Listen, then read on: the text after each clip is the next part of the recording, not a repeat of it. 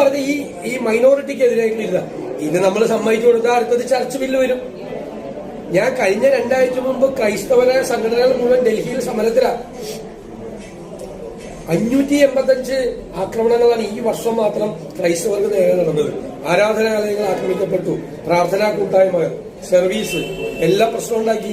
മധ്യപ്രദേശിൽ 600 സ്കൂൾ ഏറ്റെടുക്കാൻ പോവാ ക്രൈസ്തവരുടെ.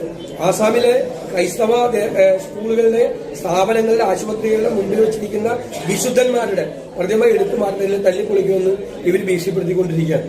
എന്നിട്ട് അവരാണ് കുഞ്ഞാടുകളെ പോലെ ഇപ്പൊ വീടുകളിൽ ചെന്ന് ക്രൈസ്തവ അവരൊന്നും നമ്മളെ നന്നാക്കാൻ പറ്റുന്നവരല്ല, നമ്മളെ ഭിന്നിപ്പിക്കാൻ പറ്റുന്നവരല്ല. അവരെ ശ്രദ്ധയോടുകൂടി നോക്കിക്കാണണം.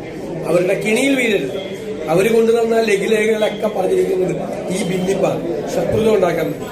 അതിനെതിരെ നമ്മൾ ക്രൈസ്തവ സഭകൾ ആശങ്കപ്പെടേണ്ട കാര്യം ആശങ്കപ്പെടേണ്ട ഒരു കാര്യമില്ല.